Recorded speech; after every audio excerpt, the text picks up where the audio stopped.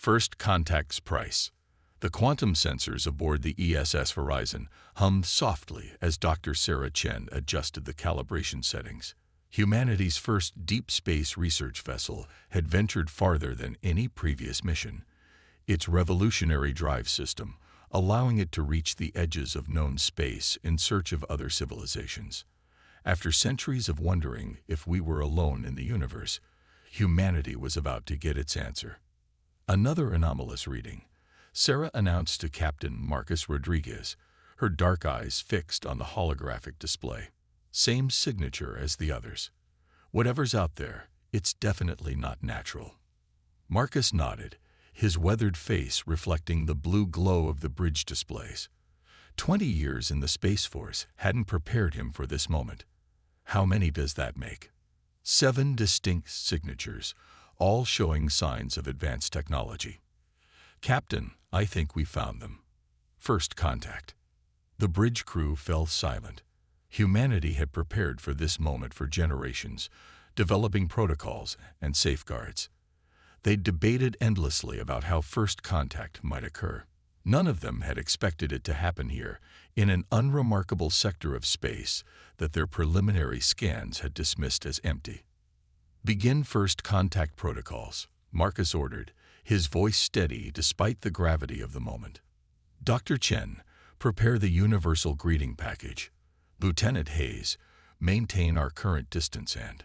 The ship's AI cut him off. Multiple vessels emerging from quantum space, configuration unknown. Energy signatures exceeding our defensive capabilities by several orders of magnitude. Before Marcus could respond, a dozen ships materialized around the horizon. Their designs defied human engineering principles, crystalline structures that seemed to bend space itself around them. The vessels moved with impossible grace, surrounding the human ship in a perfect geometric pattern. This is Captain Marcus Rodriguez of the Earth Science Ship Horizon. We come in peace, seeking diplomatic contact with. The response came not in words, but in pure information, flooding every system aboard the Horizon. The ship's AI struggled to translate the dense packet of data into something the human crew could comprehend. Message decoded, the AI announced. Translating now. Vessel identified as belonging to species designation 31 to 479. Preliminary assessment. Pre-quantum civilization displaying unauthorized technological advancement. Axiom Collective Protocol 7 is now in effect. Containment authorized. Sarah's hands flew across her console. Captain, they're scanning everything. Our databases, our systems, they're pulling our entire history. Marcus opened his mouth to order defensive measures, but the words never came. The crystalline ships pulsed with energy, and reality itself seemed to twist around the horizon. When space normalized again, they were somewhere else entirely, facing a massive structure that dwarfed even the largest human construction. The Axiom Collective's central command nexus hung in space like an artificial constellation, its surface covered in the same crystalline technology as their ships. But it wasn't the structure's size that made Sarah's blood run cold. It was the graveyard of ships floating around it. Thousands of vessels from what must have been hundreds of different species, all apparently captured just like them. A new message arrived, this time in perfect English. Species 31 to 479, you have achieved technological advancement beyond your designated development parameters. The Axiom Collective maintains order through controlled evolution of species. Your rapid progress poses a threat to galactic stability. You will be evaluated. Evaluated, Marcus demanded. We have rights as a sovereign species. Your species' characteristics have been analyzed. The emotionless response came. Assessment complete. High adaptability. Exceptional problem-solving capabilities. Dangerous levels of technological innovation relative to species age. Recommendation. Immediate technological regression. And population control measures. Sarah watched in horror as more ships emerged from quantum space, an armada that could easily overwhelm Earth's defenses. Captain, they're accessing our navigation data. They know where Earth is. The collective's final message arrived as the Horizon systems began to fail. Your civilization will be contained. Resistance is inadvisable. The Axiom Collective has performed this service for 50,000 years. You are neither the first nor the last species to require correction. As darkness took the ship, Sarah managed to activate the quantum entanglement communicator, their only chance of warning Earth. The message was simple. First contact hostile. Axiom Collective coming. They want to contain us. Don't let them. The Horizon's crew watched helplessly as their ship was drawn into the massive structure. But even as fear gripped them, something else burned in their hearts. Determination. The Axiom Collective thought they were containing a simple pre-quantum civilization. They were about to learn that humanity had never responded well to chains. As the ship's systems finally failed, Marcus turned to his crew. They think they know humanity from our databases. They'd just made their first mistake. They haven't seen what we do when someone tries to cage us. The darkness took them then, but it wasn't the end. It was just the beginning of humanity's greatest test, and the Axiom Collective's worst miscalculation, the Silent Revolution. General Diana Patel stood before the United Earth Defense Council, her holographic presentation showing the last known coordinates of the ESS Horizon. 6 months had passed since first contact, and humanity had not wasted them. The Axiom Collective expects us to wait in fear, she declared, gesturing to the quantum sensor readings. They believe their show of force will paralyze us into submission. Instead, we've achieved more in 6 months than we would have in a decade of peace. The assembled leaders watched as she revealed humanity's response to the threat. Deep beneath the surface of Mars, a vast manufacturing complex had been constructed in complete radio silence. On Europa, quantum researchers had made breakthrough after breakthrough, working with technology recovered from the Horizon's final transmission. Most importantly, Diana continued, we've discovered we're not alone in our resistance. The hologram shifted to show a series of encrypted transmissions, intercepted by Earth's newly developed quantum arrays. The messages came from dozens of species, all sharing one common thread. They too had been contained by the collective. Dr. James Chen, Sarah's father, stepped forward. His daughter's last message had driven him to work tirelessly on understanding the collective's technology. The Axiom's power comes from predictability. They've spent 50,000 years containing species that develop along expected technological paths. But humanity's greatest strength has always been our ability to take unexpected leaps. The hologram displayed their greatest secret, Project Prometheus. While the collective's sensors watched Earth's surface for signs of quantum technology, humanity had gone in a different direction entirely. They hadn't tried to match the collective's crystalline quantum tech.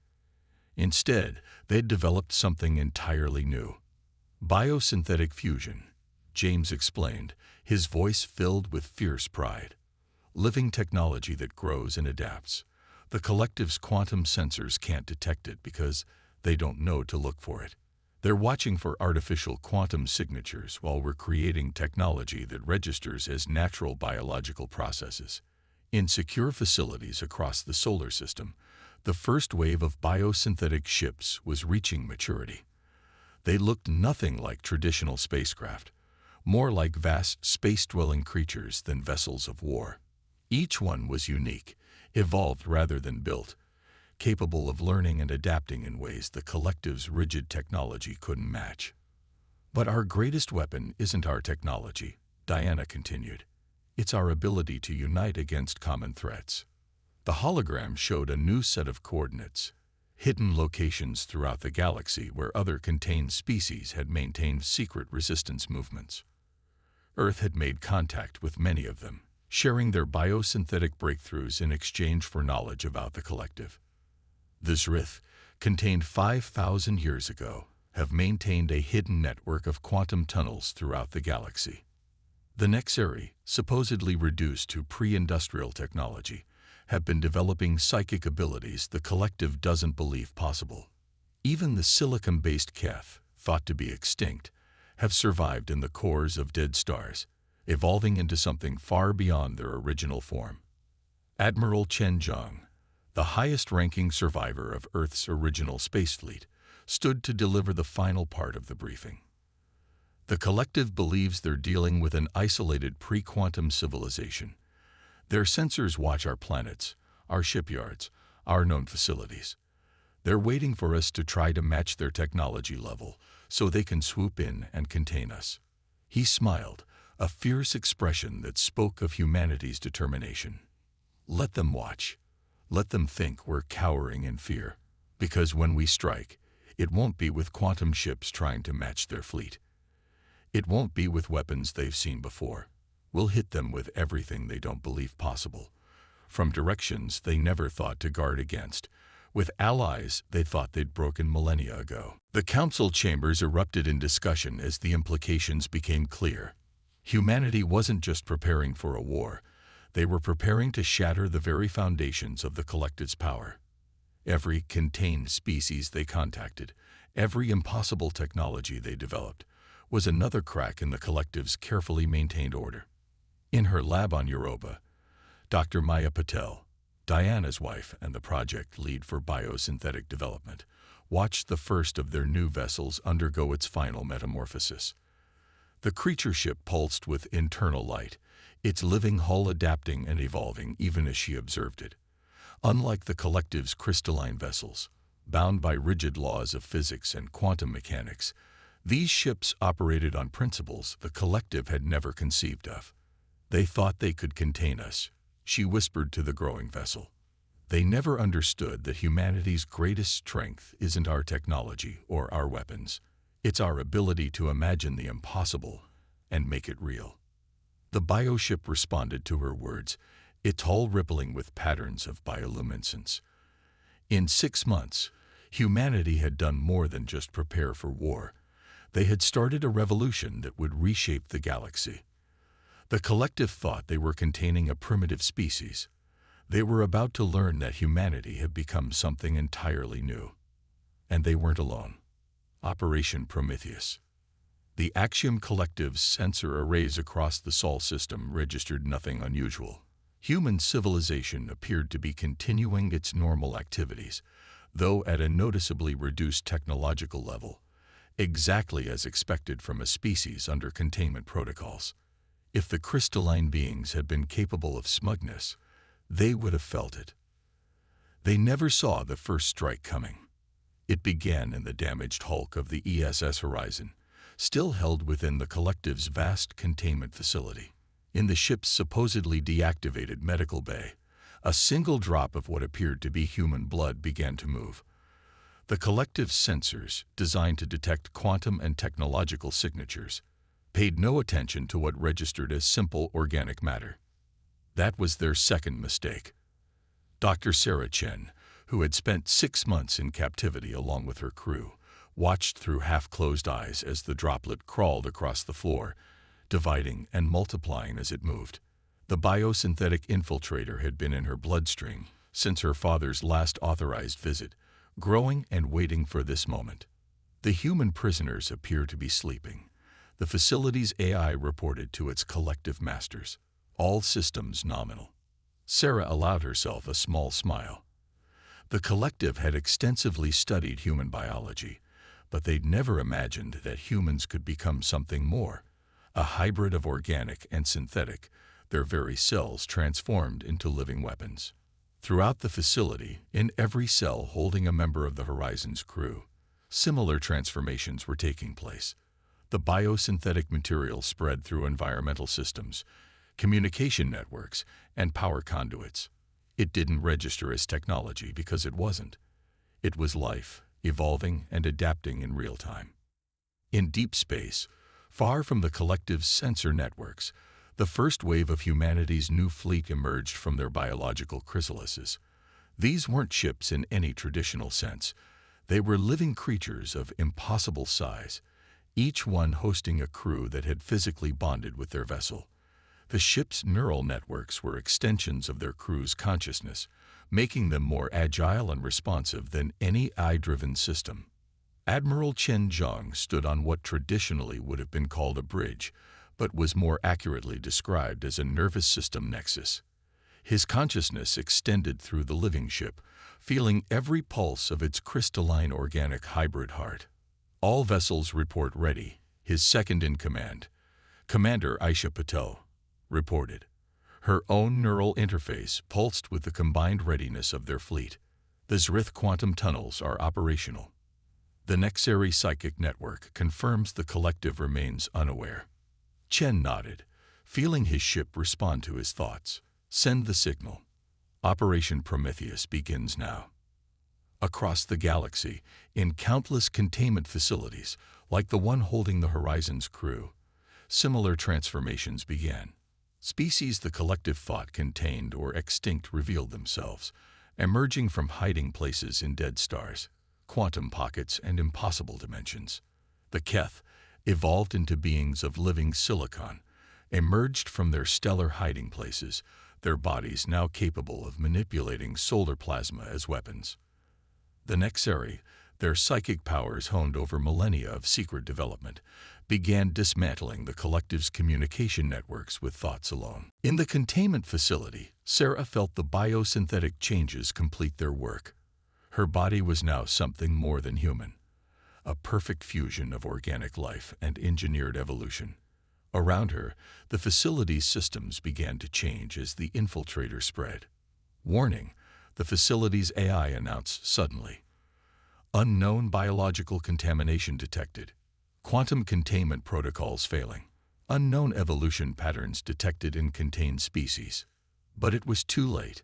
The containment fields holding the Horizon's crew failed as the facility's systems were consumed and transformed by the biosynthetic infiltrator. Sarah opened her eyes, now gleaming with internal bioluminescence, and reached out to touch the nearest wall.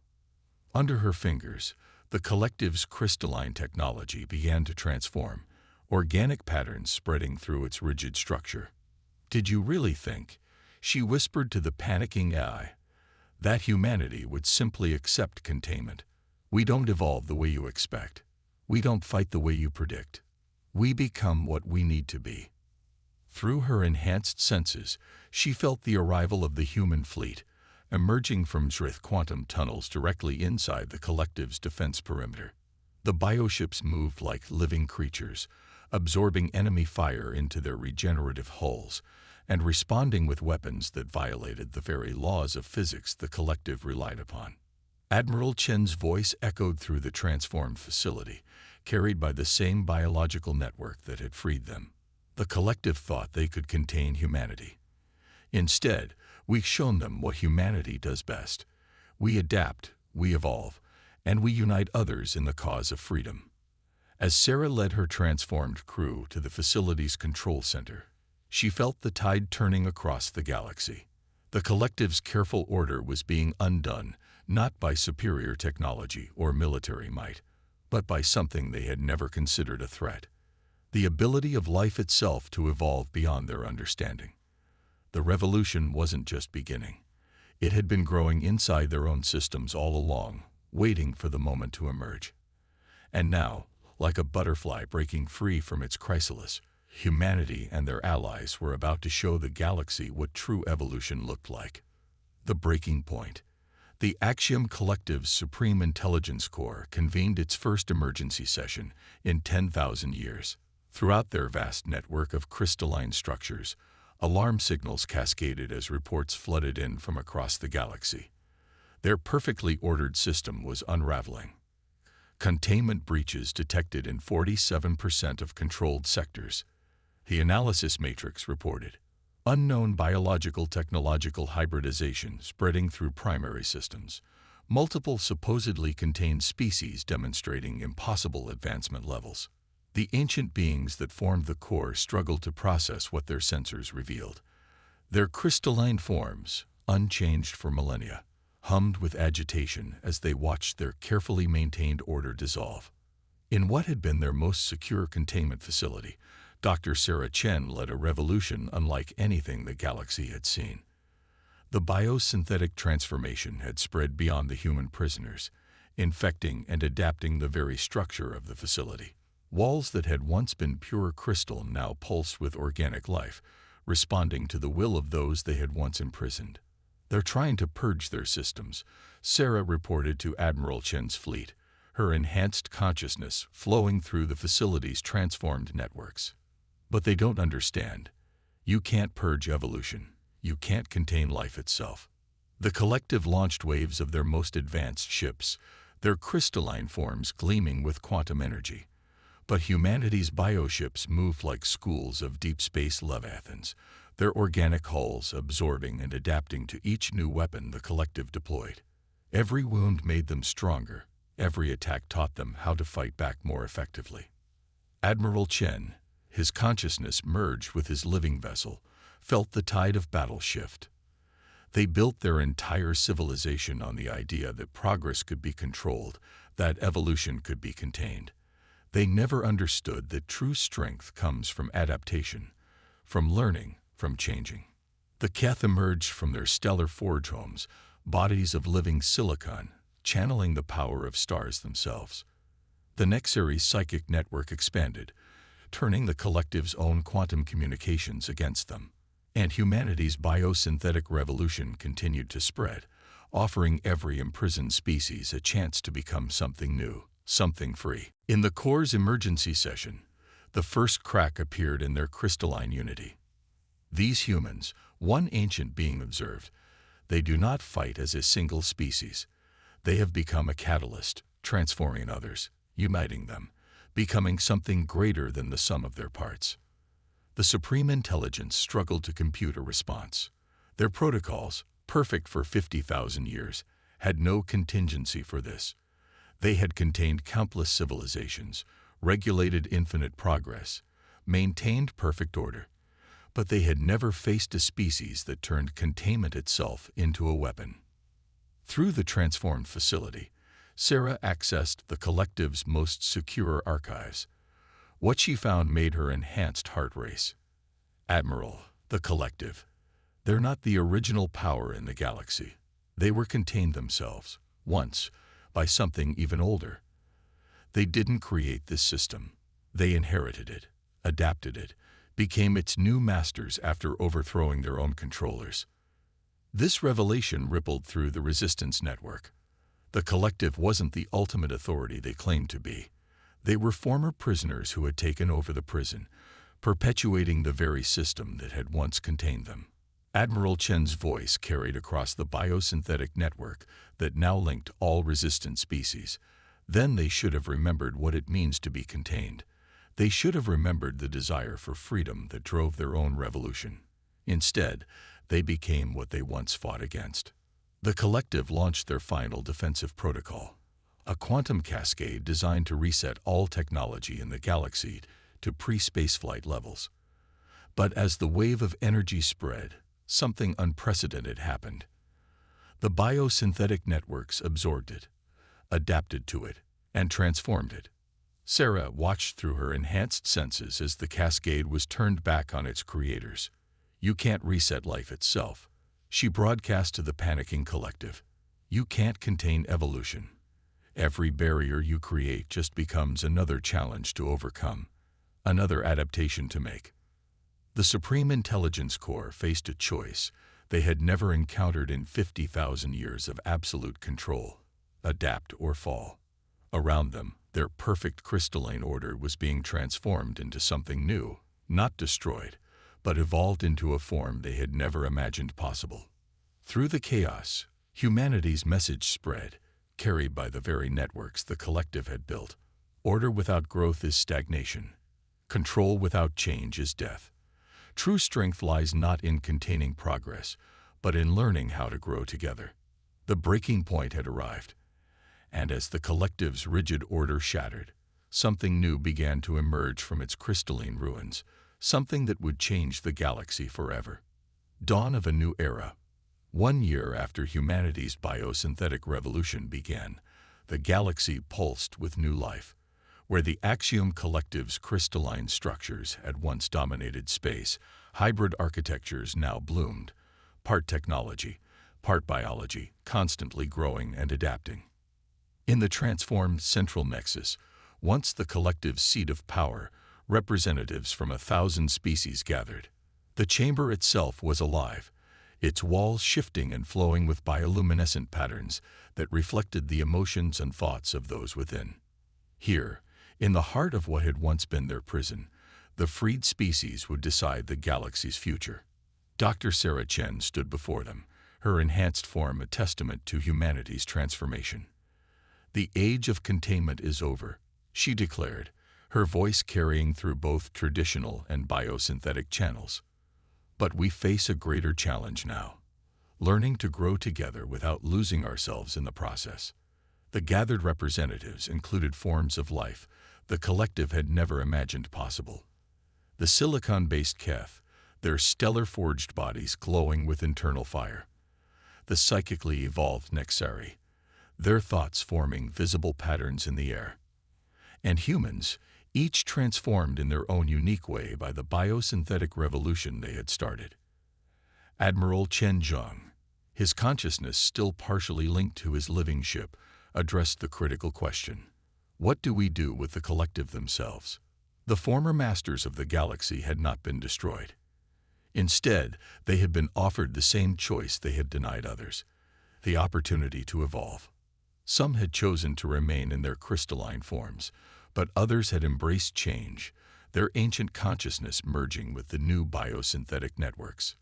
We remember being contained, one transformed collective being shared, their thoughts rippling through the chamber. We remember breaking free, and we remember the fear that led us to contain others. We chose stagnation over the risk of chaos. We chose control over the possibility of loss. We were wrong. Dr. Maya Patel, her work on biosynthetic fusion, having transformed their understanding of evolution itself, presented their path forward. The galaxy doesn't need controllers or containers. It needs cultivators, those who understand that true growth comes from nurturing potential, not restricting it. The new Galactic Cultivation Network was born that day. Unlike the rigid hierarchy of the collective, it was a living system designed to grow and adapt with its members. Each species would maintain its independence while contributing to a shared network of knowledge and resources. The biosynthetic revolution had taught them all a crucial lesson. Strength came not from uniformity, but from diversity, not from control, but from cooperation. The very technologies and adaptations that had won their freedom now served as the foundation for their unity. Sarah, standing with her fellow humans, felt the pulse of this new galaxy through her enhanced senses. The quantum tunnels of the Zrith now carried ships of living metal, evolved from humanity's designs. The Nexari's psychic networks had merged with biosynthetic systems, creating methods of communication that transcended physical limitations. Even the stars themselves had become home to new forms of life, as the Keth shared their knowledge of stellar evolution. "We came to the stars looking for others," she reflected. Addressing the chamber, "We found prison wardens instead of teachers, barriers instead of bridges. But in breaking those barriers, we discovered something greater: the unlimited potential of life itself to adapt, to grow, to become more than it was." Admiral Chen, his living ship now part of a vast network of similar vessels that patrolled and protected rather than contained, added, "The collective feared chaos, but they never understood that true order doesn't come from control. It comes from the natural balance of life itself, from millions of species growing together, each finding their own path while supporting others." As the chamber pulsed with agreement, the gathered representatives drafted the founding principles of their new network. There would be no more containment, no more forced regression. Instead, they would face the challenges of evolution together, each species contributing its unique perspectives and abilities to their shared future. The biosynthetic networks that had started as weapons of liberation now became channels of creation, allowing species to share knowledge and experiences while maintaining their individual identities.